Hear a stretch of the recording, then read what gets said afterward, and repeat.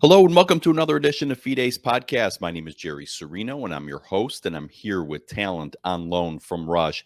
When I see a young person who goes by the name Patriot, anything with Patriot in it, especially if it's a young person, that always grabs my attention. My guest today is Christianna. She is also known as the Patriot Sisters. She has a sister that is oftentimes with her if you follow them, and hopefully you will after this call or after this show. And she is here to talk about all things patriotic. Christiana, thanks for coming on. Hey, thanks so much for having me. Yeah, it's great. So I just love, giving voice to people like you, because you're very much like me in that you're just you're not Charlie Kirk. Neither am I. We're not Ben Shapiro, Candace Owens. We're just patriots and conservatives who are out there who are fighting. And it is always appealing to me when I see young people. I'm not guessing your age, but you're certainly I'm younger than young. me. Okay, I'm and that is 24, so I'm younger, yes. okay. Well, no, I mean that's great. That was what is impressive, and I've had so many people in and around your age that have are doing amazing things. And so I just wanted to talk to you and share all that you're doing and about you with my audience. So let's start with the fact that you became politically active out there, and social media gives us all the opportunity to do that, and that is the one aspect of social media that I like, right? Sure. But tell me what motivated you and your sister to get involved and take the plunge of being politically active as opposed to, just doing social posts. Sure. That's a good question. So let's go back to 2020, everyone's Mhm. favorite summer. And we were just creating content and just posting it on our personal pages because what we were seeing within our own generation and really just people we knew were Christians. And so within the church, and people were just blindly looking the other way about pretty much everything that was occurring Mhm. during that summer. And we could not take it anymore. It was something in our spirit that we said, hold up, no one's speaking out on this. Everyone's just believing anything and everything that's posted on social media or put on the news and just looking the other way in a bad way. Mhm. And we said, we're going to say something. We might get it wrong, but at least we're willing to speak up and question things. And we're going to do it from a younger perspective. I was 20, I just turned like 21, I think. And we were young, and my sister was 19. And we said, we're going to be the guinea pigs and we're going to start speaking up because something's not right that's going on here. And Mhm. we kind of raised our little red flag and said, let's put a pause on things. Okay, so your sister is younger. It's not your twin sister. I wasn't sure. Although Yes, you she's guys younger. probably, yeah, you probably look alike as sisters would. Okay, so when you're talking about, what you were seeing posted and people believing, and you're talking about 2020, are you talking about COVID specifically?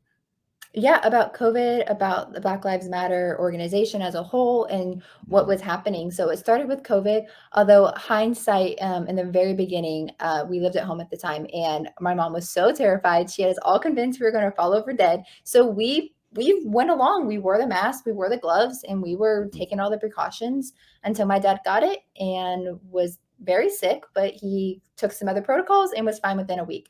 And so our eyes were kind of opened up, and we were saying, hey, if you want to wear the certain coverings and such and protect yourself in that way, that is your right. But we Mhm. started going actually into stores and restaurants and common areas in Texas, and where we were supposed to be wearing a mask, and we didn't. And what our goal was to do was teach people, hey, you don't have to comply because this isn't a law. Nobody can force you to do things. And if it is your government saying it's a law, there actually are loopholes within the governmental system where you actually don't have to. So we were educating people, and what that looked like when it was regards to COVID. And then as regards to BLM, we were saying, hey, you don't have to follow this organization. The organization as a whole is corrupt. They Mhm. don't have the Black's interests best at mind. And what we were saying is, hey, the phrase is we stand behind the phrase. We will never stand behind the organization as a whole. And you don't have to stand behind an organization ran by three random women who were Mhm. very corrupt in the hindsight. So we just kind of started raising the flags and got wanting to get people specifically who were Christians and younger to stop, going with whatever someone's post on social media. Yeah, no, and that's why I think it's so courageous of you, because it really took courage for so many people to stand up to what was going on with COVID. I was in the same boat as you. I think, and a lot of people were early on. We were okay. We'll do schools canceled. All right, no Yeah. problem. Masks, all that stuff. I mean, for me, it was pretty quick. We never got it.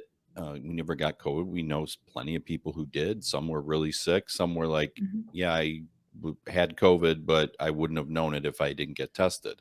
And Sure. for me, I started doing my research and looking into the numbers and what the infection fatality rate was for the different age groups. And I'm going, how are we scared of this thing? And Mhm. so what is your perspective in a sense now that all those things that quite frankly, whether it's masks, social distancing, let's now add in the vaccine, um, that basically you were correct. Our side was correct, even though we were told we were maybe passing misinformation. I had shows of mine taken down from YouTube because simply because we even questioned the vaccine. What do you Yeah, and think I now? think Are you vindicated or? in a way, yes, but so many people were hurt in the process. So I can say, I mean, hindsight's always 2020, and Mhm, so we can look back and say, "Oh, we told you so." But in reality, looking at it all, anytime anyone goes along, a mass group of people, and this time, entire world essentially goes so quickly along with one ideology, anybody should be able to question that. mhm, And the fact that literally millions of people were going along and not even questioning anything, no matter what background, no matter what country, third world, first world, everybody was just going with it. That should have alone raised questions as to what mhm, was happening. And you're very accurate. Your shows were deplatformed and removed, and same with some of our content. And it really opened my eyes specifically. If we're not able to question mhm, anybody's ideas and we have to take everything as fact, that is the most terrifying thing. And if we look back in history, that's what got a lot of people, killed in history, is we weren't able to question somebody else's beliefs without mhm. being persecuted ourselves. Yep. Yeah, absolutely, and that's I think the side of it that so many of us were taking is saying whether you agree with me or not on my take on COVID or the vaccine or Black Lives Matter, we have the right to talk about it and ask about it Yeah. and question it. And what I just I guess never understood, or maybe I do, is why number one, the left didn't want us to even just ask questions, and then two, now that it's obvious beyond anything that we were right about just about everything, they Mhm. refuse to. No one comes and says, maybe we were wrong. Yeah, What is this? humility. Yeah, go ahead. I was gonna say humility is like it's completely lacking in our Hmm. culture and especially in our government with accountability as well. And they're never gonna come out and say, the mostly we're saying categorizing on MAGA people, we're raising these questions because we have our own president just 2 days ago calling out MAGA supporters as horrible human beings. So they're never gonna, of course, take the humility pill and Hmm. retract some of the things that they said. But with that, hopefully what 2020 did, and I think it did in hindsight, is it woke so many people up. I mean, I'm here, I do this now on social media and online. And so it woke a lot of people up. It's just my biggest fear is it woke too many people up too late. Yeah, it definitely did. And actually, your answer was really perfect. I when you said humility, that came out very quickly as far as your answer. And I think that is what our country and what people lack. And the opposite of humility is, pride, which is, Mhm. in my opinion, the greatest sin that we have. And we're all guilty Pride of it. always comes before the fall. So we're just waiting for Yes. it. Yes. Okay. What a great segue. Going from pride. Speaking of pride, let's look at the transgender sort of movement and all that's going on because we're dealing with right now two things that are in the news a lot. One is the transitioning and hormone blockers and surgery of children, especially, and Mhm. two of men in women's sports at all levels, including high school, where that's such a great time for young women who are competing in sports. I think more than ever, even more than when I was in high school, girls are really, really good at sports, by the way. And now it's being taken over in some cases by men. So let's start with the transitioning of children. Obviously, it's wrong. Where do you Obviously. see this going?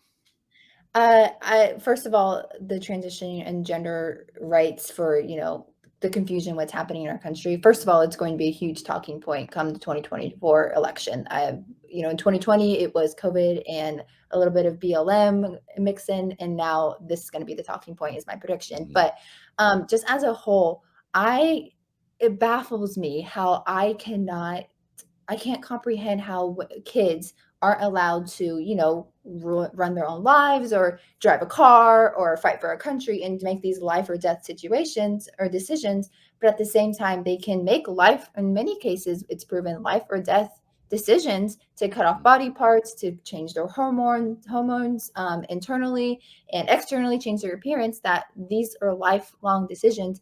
Yet we give them that right to do at a child's age, but they can't do everything else. So what I see and what honestly really annoys me quite often is that a lot of what the left and the political agenda does is one side they say it's okay, but when it doesn't benefit them necessarily, they say it's not okay. And so that's this dual confusion and, Mhm. Indian giver type mentality. That's where we're at in today's culture. And it's disgusting. Why are we having children decide their gender when that should be the simplest question that you ask a 2-year-old? Hi, honey, are you a boy or a girl? Like, it shouldn't even be a question, and everyone should be able to answer that without confusion. And actually, the scariest thing is a lot of the TV shows and movies and content directed towards these kids are bringing up sexual conversations Mhm. and having them question their identity, when I guarantee if nobody ever introduced that to a child, they'd never be questioning it to begin with. Yeah.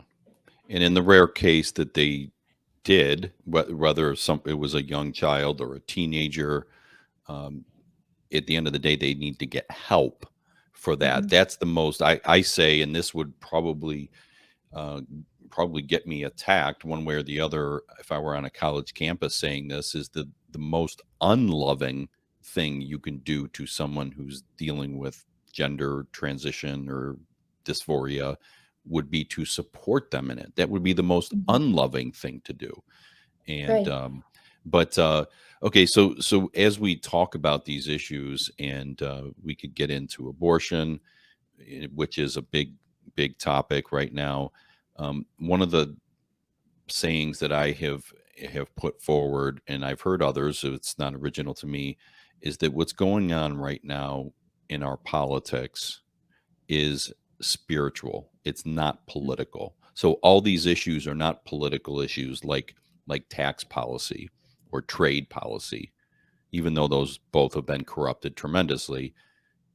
All these issues are not political, they're spiritual. Do you agree? Oh, 100%. And that's honestly the biggest or one of the biggest conflicts I feel internally at times is I'm so gun ho and I talk about politics and cultural change that's happening and the negative aspects in our Mhm. country.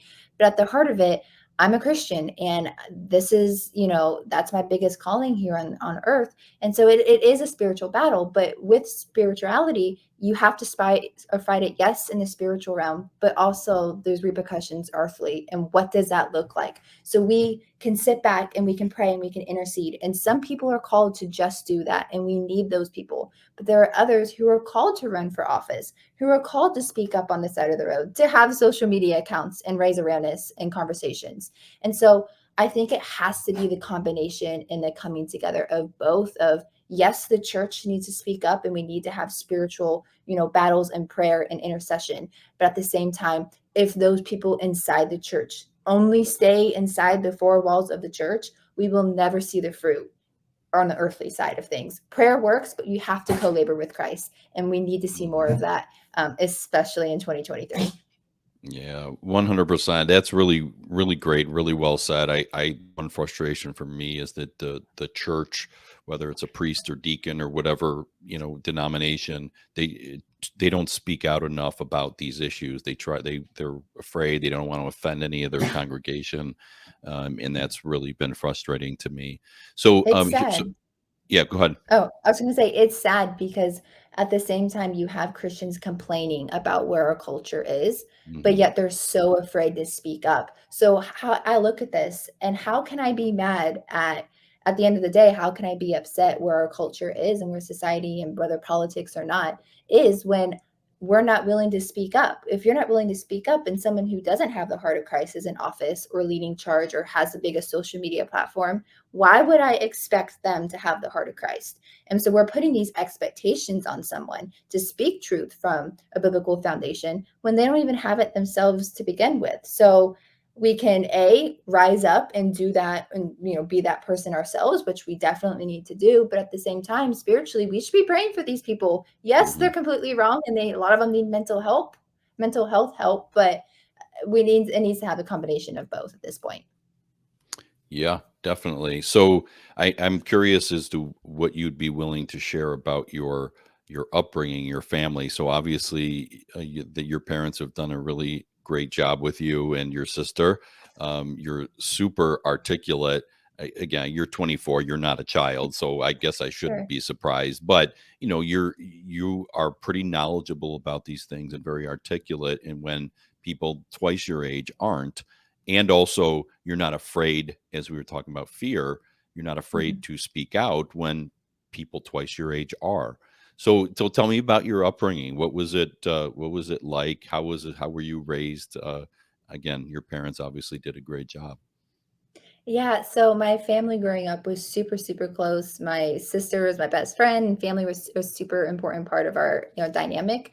But in reality, my parents, we never talked about politics. I really didn't know the difference between red or blue and who was what when it comes to the Mhm. political parties.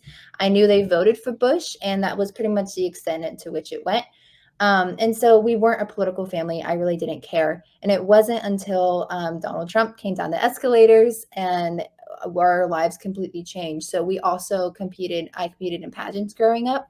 So for me, Donald Trump was the pageant guy and he was beloved. We loved him. He was amazing. So when he announced, I was immediately on board because I knew him and I trusted him from the pageant industry. And then his political and moral beliefs began to align with my own. And I got my family into politics. We started, speaking out. We started sitting on the side of the road with banners for the election in 2016. But growing up, my parents really just church was a super big important like part of our life, but it wasn't out of religion, it was out of relationship. And Mhm. I think that's also a big deciding or differencing of culture with even within the church. It's not a list of rules, it's a relationship, it's a daily encounter with him, and out of that your life should represent that fruit. And so my family, my parents just implemented that into my sisters and I. And then when politics came around the corner, combined with the skills pageants gave us, the Patriot Sisters was really born. So it wasn't something I Mhm. ever set out to do. And sometimes even still, I'm like, why am I doing this? It's just such a hard industry to be Yeah. in. But it's really just the love for God, family, and country. And I decided just to finally combine them all. Yeah. Wow, that's great. That's really great. So you were ultimately like 16 when 16, 17 when Trump came down the escalator. We Um, were. Yes, yeah, I was. and so, well, and your sister was even younger Mhm. at the time. So, okay, so you had mentioned, I think you had mentioned you're from Texas, right? That's where you're from. I'm from Ohio, lived in Florida and Texas and everywhere in between. Oh, you're from Ohio. Okay, well, that's where Yeah. I'm at right now. Whereabouts in Ohio? I have to ask. Dayton, Ohio. Oh, you're from Dayton. Okay, I'm up in Cleveland. Yeah. Okay, Oh, so nice. okay, so you mentioned George W. Bush. Your family voted for him, and it actually is a great segue into my probably maybe my last question. I voted for George W. Bush too. You were probably very very young. You were actually Yes. barely born. Actually, now that I'm thinking about the time frame, at the time. So, but your family, you had 8 years of Bush, and I voted for him and supported him. Donald Trump is extremely different than George W. Bush. And I don't think George W. Bush likes Trump at all. I think he voted for Yeah. for Hillary and Joe Biden, to be perfectly frank with you. Um, so, what is it about Donald Trump that appeal? You had mentioned you had familiarity with him from being in pageants. That was new to me. I didn't know that about you. Um, but what was it about him? Because he's a sort of larger than life character. The George Bushes, and they're fairly dull people, right? They're typical politicians. I voted for him, but I remember. I mean, I was your age when George Bush was running. He frustrated the heck out of me because he just didn't answer questions. Mm. And whereas Donald Trump digs into questions really, really well. But you'd almost think in a way that a politician like Donald Trump would turn a young person like you off, and instead he had the same effect as it had on me. I was like, wow, I can't believe he's talking about this stuff. This is great. I love listening to him. So just curious as to what was it about Trump, and maybe did you get anything from your parents who had obviously experience with George Bush?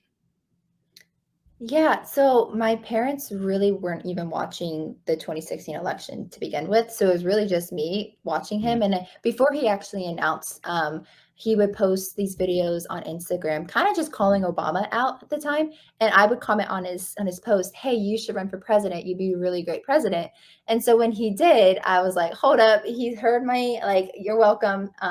But really, what he I think did for me is as a culture and as a society, no matter what age, you made a good point. No matter what age you were, young, younger, I couldn't vote for Trump the first time, and so, or part of the older generations, we were craving someone who was willing to say what nobody else was willing to say, things that we only thought, things that we would never dare say. And what he did is he kind of broke the mold. He didn't break the mold. He just destroyed the mold on what was mhm, socially and politically acceptable. And so I use this analogy a lot, or this example. But if Trump was, took 10 steps forward, he allowed everyone else to feel comfortable taking 30 steps forward.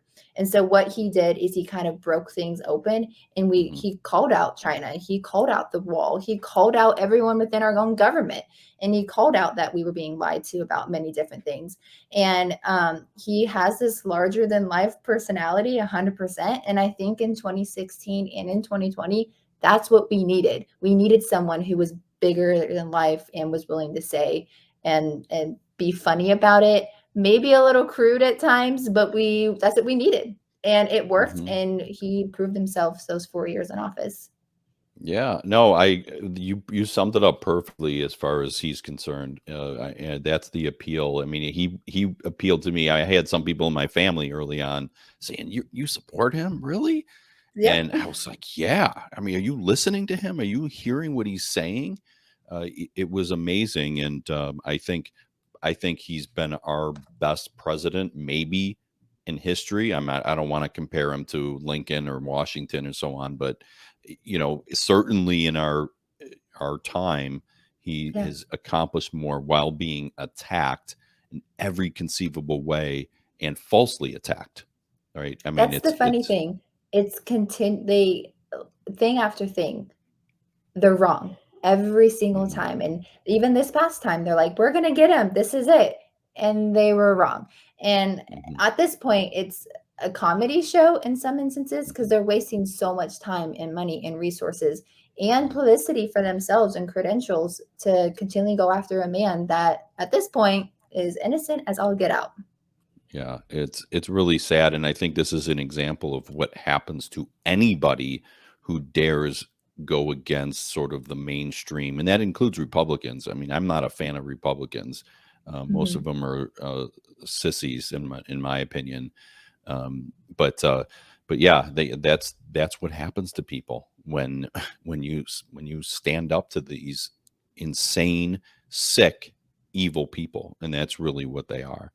Um, Well, this has been really fantastic. We could talk for a really long time. I'd love to have you back on to talk about more issues as time goes on, and certainly in election time. Really, really great insight and really great thoughts and perspectives. How could people connect with you? Can they just look up the Patriot Sisters? You're on Facebook. You're on Instagram, correct? Yeah, it's the Patriot Sisters both on Facebook and Instagram. That's mostly my two ways of contact. And then also we're on Twitter as well. Okay. Yeah, and Twitter's getting better and better, which is a good thing. So yeah, check out at the Patriot Sisters and follow you again. You guys got really great stuff. There's Thank you. humor, there's good information, there's good commentary. Definitely connect with the Patriot Sisters, and maybe we'll get a glimpse of the younger Patriot sister at some point if she wants to get more active or involved. But you're doing great stuff, Christiana. Thank you for coming on. I really appreciate it. It was really great talking to you. Thanks for having me, Jerry. Yeah, my pleasure. And thank all of you for listening to this episode of Fide's Podcast. Please check out all my podcasts and all the different podcast apps on YouTube, on Rumble, on WHKradio.com under podcasts, and on Wednesdays at 7 p.m. Eastern on rightamericamedia.com. So thank you again for listening, and we'll see you next time.